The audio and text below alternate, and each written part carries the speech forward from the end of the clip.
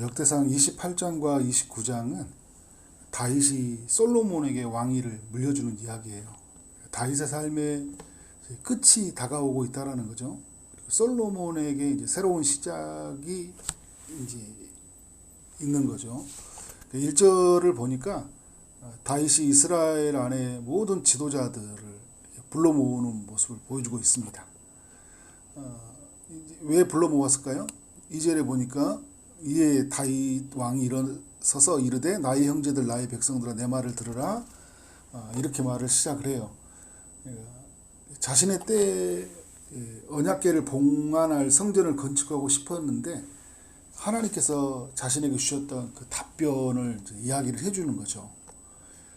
첫 번째 주시는 하나님의 답변은 뭐였냐면 3절의 말씀인데, 다윗이 전쟁을 많이 해서 피를 많이 흘렸기 때문에 안 된다는 노우라는 답변을 주신 거예요. 여러분, 우리가 어떤 마음의 소원을 주셔도 하나님이 노우라고 할 수 있다는 것을 꼭 기억해야 돼요. 우리가 하나님을 설득해 가는 게 아니라 기도하면서 어떻게 할까요? 하나님의 뜻에 우리가 설득을 당하는 거죠. 하나님의 뜻으로 우리가 채워지는 거죠. 두 번째 하나님이 주시는 답변은 뭐냐면 이제 5절 이제 6절의 말씀인데, 자신의 아들 솔로몬이 왕이 되어서 성전을 짓는다는 답변이에요. 다윗에게 많은 아들이 있는데 그 아들 중에 솔로몬을 택해서 왕을 삼으시고, 그리고 솔로몬을 통하여 성전을 짓겠다라는 하나님의 답변이죠. 솔로몬은 한 다윗의 10번째 정도의 아들인데 그 아들을 택하는 것, 뭐 바세바의 또 자녀이기도 했잖아요. 여러 면에서 솔로몬이 왕이 될 만한 자격은 되지 않았지만 하나님이 솔로몬을 택하셨고, 그리고 성전 건축도 누구를 통해 하신 거예요? 솔로몬을 통하여서 성전을 짓겠다는 게 하나님의 의지예요. 하나님의 뜻이죠. 다윗은 어떻게 합니까? 하나님의 뜻을 겸허히 받아들여요. 세 번째 주시는 하나님의 답변은 뭐냐면 7절이죠. 그가 만일 나의 계명과 법도를 힘써 준행하기를 오늘과 같이 하면 내가 그의 나라를 영원히 견고하게 하리라 라고 말씀을 하고 있어요. 그러니까 다윗이 세워졌던 나라 있죠. 다윗을 오늘 말씀에 보면 4절에서 하나님이 이스라엘의 왕으로 삼으셨잖아요. 그리고 이제 솔로몬을 그 뒤에 이르는 왕이 되게 하셨어요. 근데 그러면 어떻게 할까요? 그 왕위가 다윗과 솔로몬과 이어지는 그 왕위가 어떻게 될 것인가 할 때 하나님이 영원히 견고하게 하리라. 영원히 그 나라를 지켜주겠다라는 거죠. 그 왕가를 지켜주겠다라는 하나님의 답변이에요. 그런데 여러분, 중요한 게 있어요. 7절 말씀의 시작은 어떻게 말하고 있어요? 그가 만일 나의 계명과 법도를 힘써 준행하기를 오늘과 같이 하면, 그런 거예요. 하나님 말씀을 힘써 준행해야 되는 거죠. 하나님 말씀에 순종할 때 하나님의 보호하심을 만난다라는 걸 보여주고 있죠. 그러면서 이것은 솔로몬이 지켜야 할 명령이기도 하지만요, 8절에 보면 모든 그 지도자들, 백성들한테 이야기해 주는 거잖아요. 너희 하나님 여호와의 모든 계명을 구하여 지키기로 하라. 그리하면 너희가 이 아름다운 땅을 누리고 너희 후손에게 끼쳐 영원한 기업이 되게 하리라. 모두가 함께 지켜야 될 명령인 거죠. 지도자가 여러분 하나님 말씀에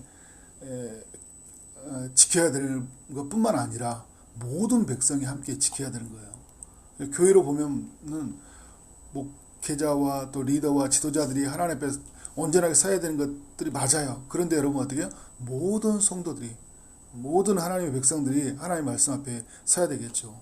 그래서 1절부터 8절까지 주는 우리에게 교훈이 있다면 다윗이 보여준 것 같아요. 뭐냐면 하나님의 뜻이라면 기꺼이 받아들여야 된다. 나의 때가 아니라고 하니까 어떻게 하는 거예요? 그것을 받아들이잖아요. 아들의 때에 그 일을 한다고 하니까 받아들이는 거예요. 그래서 다윗이 한 일은 뭐냐면 이제 성전 공사에 필요한 모든 재료를 준비하는 일이고, 다음 세대가 이 일을 힘써 행할 수 있도록 준비하고 그는 사라지는 거죠. 그리고 또 하나 보여준 모습이 뭐예요? 오늘 이제 마지막에 말했던 것처럼 그 하나님이 주신 이 약속을 어떻게 할까요? 끝까지 믿어야 되겠죠. 하나님이 어떻게 해요? 이 솔로몬을 통해서 행하신 일들, 그리고 그 왕위를 보존하겠다는 그 약속을 믿는 거죠. 그리고 어떻게 하는 거예요? 그 말씀에 순종하고 사는 거. 그것이 바로 하나님의 백성들이 해야 된다라는 것을 보여주고 있죠.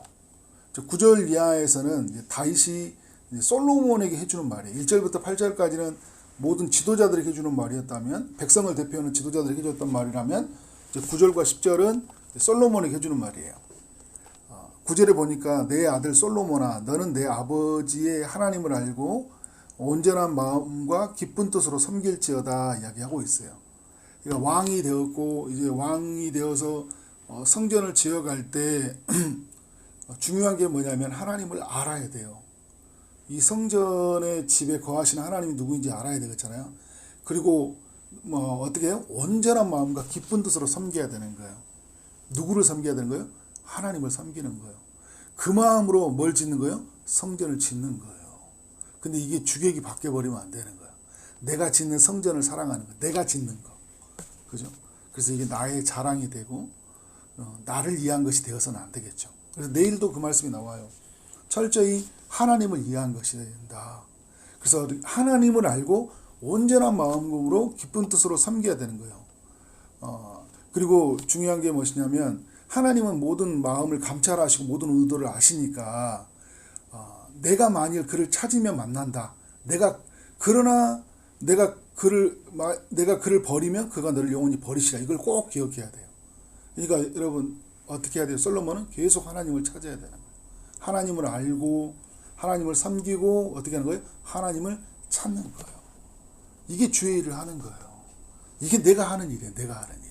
그러니까 나는 성전공사라는 미션에만 딱 머물러 있고 다른 걸 놓쳐버릴 때 있거든요. 우리 교회도 마찬가지고 우리 인생 살아가는 것도 마찬가지예요. 내가 왜 일하는지를 잃어버리고요. 내가 왜 가정의 리더라는 걸 잃어버리고 내가 왜 교회를 섬기는지 잃어버릴 때가 있어요. 그냥 그 일에만 있을 수 있어요. 근데 왜 섬기냐는 거예요. 이걸 누가 하게 하셨냐는 거예요. 이건 누구를 위한 거냐라는 거예요. 하나님을 위한 것이고 하나님이 나로 하여금 시작하게 하셨잖아요. 그러면 그 일을 시작하게 하신 하나님을 힘써 알아가고 그가 무엇을 원하는지 내가 이해하고 어떻게 할까요? 그래서 기쁜 마음으로 섬기는 거. 이건 굉장히 중요하다라는 걸 우리에게 알려주고 있죠. 그래서 이제 10절에 보니까 이제 이런 이야기 하고 있어요. 그런즉 이제 너는 삼갈지어다 여호와께서 너를 택하여 성전의 건물을 건축하게 하셨으니 힘써 행할지니라. 그러니까 이 주객이 바뀌지 않고 시선을 하나님께로 두고요. 하나님의 마음을 알고 그를 찾으면서 이제 내게 주어진 일에 어떻게 하는 거예요? 힘써 행하는 거예요. 여러분 이게 우리의 순서가 9절과 10절이 잘 정리가 돼야 된 거예요. 내가 누구를 위해서 한 것인가? 어떤 마음으로 하나님을 섬겨야 될 것인가? 이게 딱 정리가 돼야 돼요. 그리고 그 다음에 뭘 해야 돼요? 힘써 행하는 거예요. 우리 착하고 충성된 종이라고 이야기하잖아요. 충성은 되게 중요하죠. 그런 어떻게 해요? 착하다는 것은 하나님의 마음으로 안다라는 거거든요. 그의 뜻을 따라서 힘써 행하는 거죠. 11절부터 이제 19절까지는 이제 이후의 말씀은요. 11절 이하의 말씀은 다윗이 이제 자신이 필요한 모든 것을 준비해서 솔로몬에게 넘겨줬다는 것을 우리가 알려주고 있는데 이전의 내용을 보더라도 다윗이 뭘 다 준비했어요? 성전에 필요한 모든 석수, 목수 다 준비하고 필요한 백향목 재료 다 준비했잖아요. 이것만 준비하지 않고 오늘 말씀을 보면 뭘 준비했어요? 성전의 설계도를 그렸어요. 성전의 설계도를 이제 그렸는데 이제 말씀 이렇게 보면 그 성전의 복도와 그 집들과 그 곡관과 다락과 골방과 속죄소 설계도를 그의 아들 솔로몬에게 주고 11절에 보니까 그렇죠. 그가 영감으로 받은 모든 것 하나님으로부터 받은 거잖아요. 19절에 보니까 다윗이 이르되 여호와의 손이 내게 임하여 이 모든 일의 설계를 그려 하나님의 영이 그에게 임했다는 거죠. 그래서 어떻게 하는 거예요? 성전의 설계도를 그려서 알려주셔서 어떻게 하는 거예요? 그렸고 그래서 어떻게 하는 거예요? 솔로몬에게 전달해 준 거예요. 그러니까 다윗은 어떤 거예요? 하나님께 받은 것을 이제 받은 거잖아요. 이건 누구에게 주려고? 솔로몬에게 주려고. 이게 다윗게 아니잖아요. 그래서 다윗이 성전을 안 짓는 거예요. 다윗이 하는 거 뭐냐면 자기가 준 걸 그려주는 거예요. 그리고 그려주는 것과 뭐 해주는 거예요? 전달해주는 역할을 해놓은 거죠. 그러니까 어떻게 리더십이 이양되는지 어떻게 다음 세대를 세워야 되는지 중요한 원리들을 보여주고 있는 거죠. 내가 받은 것들을 어떻게 하는 거예요? 그대로 전달해 주는 거죠. 이게 하나님의 영광으로 받은 것이니까 이건 다윗의 것이 아니에요. 다윗의 아이디어가 아니라는 거예요. 우리가 여러분 다음 세대에게 뭘 올려주냐면 내가 아이디어로 내 업적으로 얻어준 게 아니라 하나님께로부터 얻어진 것들 있죠. 그걸 물려주는 거예요. 내가 만들었던 것들을 물려주면 어떻게 나의 자랑이죠. 근데 하나님께서 받았던 걸 물려주면 어떻게 하나님 자랑이. 이건 하나님이 주신 거예요. 하나님이 행하신 거예요. 우리 교회 가운데, 우리 가정 가운데, 일터 가운데 하나님이 행하셨던 일들이에요. 이게 우리의 기업이야. 우리의 자랑이야. 너는 이것을 꼭 잊지 않고 살아가길 바래 라는 어떤 마음을 가지고 전달해야 되겠죠. 다윗을 보면 이게 자기께 없다. 누구 거요? 하나님 거다. 하나님의 일을 하는 사람이었기 때문에 기꺼이 내려놓을 수 있었고요. 또 하나님을 이하해서 했기 때문에 기꺼이 자기가 낮은 자리에 내려갈 수 있는 거죠. 그래서 성전에 섬기는 그 모든 기구들이 있죠. 금의 무게와 또 은의 무게들, 등잔대들, 각 기구들의 무게들을 다 정해서 설계도만 하는 게 아니라 이 설계도에 그 막 무게들을 다 정해주니까 이 설계도가 얼마나 컸겠어요. 그죠? 그래서 어떻게 합니까? 이 설계도에 따라서 성전을 지어지도록 다윗에게 알려주고 있는 거죠. 그러니까 솔로몬이 해야 되는 건 뭐냐면 이 하나님을 이하해서 해야 되는 거고요. 그리고 어떻게 설계되도록 하면 되는 거예요.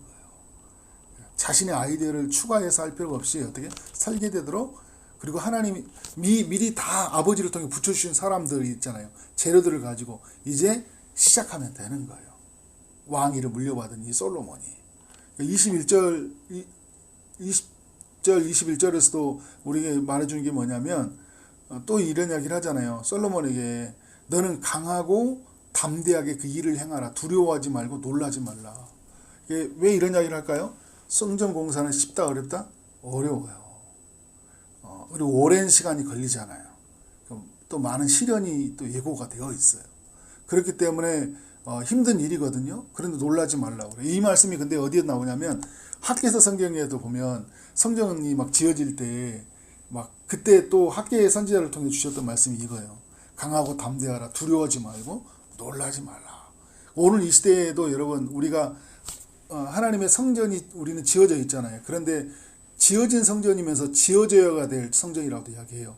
또 우리가 성전으로서 온전한 예배의 기능, 또 성전으로 살아갈 때 우리의 삶이 쉽나요? 어렵나요? 쉽지 않죠. 그래서 우리에게 주시는 주님의 말씀이 뭐예요? 강하고 담대하라요. 놀라지 말라.